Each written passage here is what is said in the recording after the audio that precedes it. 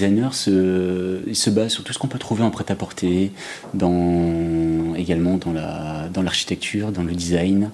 Mais ils ont un mot d'ordre, en fait, les designers chez Fossil, c'est qu'ils ne peuvent jamais perdre de vue l'ADN Fossil, c'est-à-dire le vintage. Par exemple, l'inspiration des années 50, 60, 70. Quand je parle de ces années-là, je pense à l'environnement graphique des États-Unis. Je pense à l'architecture intérieure, donc on va retrouver des cuirs qui composaient les canapés des années 50 dans les bracelets des montres, dans les bijoux également, dans la maroquinerie. Donc voilà, donc la difficulté, je veux dire, d'un design fossile, c'est vraiment de savoir mixer, de trouver le juste équilibre entre la modernité et le vintage de l'inspiration passée. Donc le design, ça va du croquis, du dessin qui est fait initialement par les designers. Ils vont ensuite le soumettre, ce croquis ou ce projet de montre, on va dire, à leur directeur créatif. De là, ils vont créer un cahier des charges très, très précis, très, très détaillé, qu'ils vont envoyer aux usines pour un premier échantillonnage. Là, l'échantillon est renvoyé à l'équipe de design aux US qui va réexaminer cet échantillon. Là, on reçoit ce qu'on appelle, nous, ensuite, l'échantillon final, qui va être soumis ensuite, celui-ci, à tous les pays, qui vont faire leur choix, qui vont faire leurs commentaires sur l'échantillon. Et de là, en fait, suite à ça, on va lancer le lot de production définitif aux usines.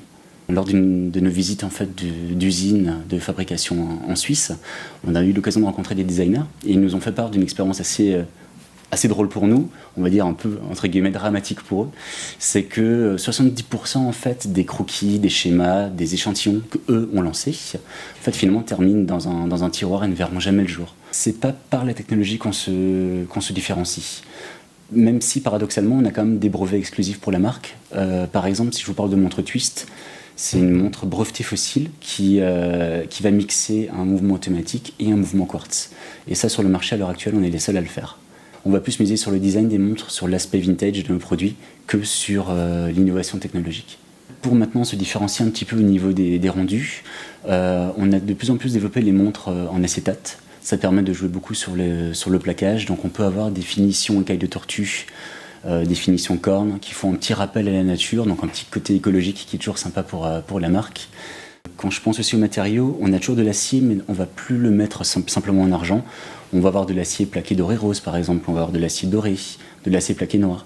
Donc toutes ces finitions, tous ces plaquages, ça permet vraiment d'avoir un rendu vraiment très sympa en vitrine, au niveau du merchandising, d'avoir une vitrine qui tape à l'œil et qui ne sera pas seulement noire, seulement blanche ou seulement en cuir brun ou en cuir noir. L'autre élément vraiment indissociable de la marque Fossil, ce sont les écrins. Donc là, j'ai quelques exemples à vous montrer.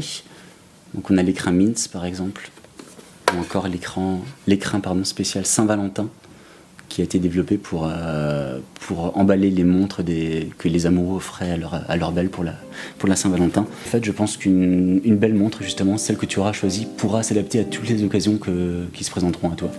Donc tu pourras la porter dans ton quotidien, dans une occasion un peu plus solennelle.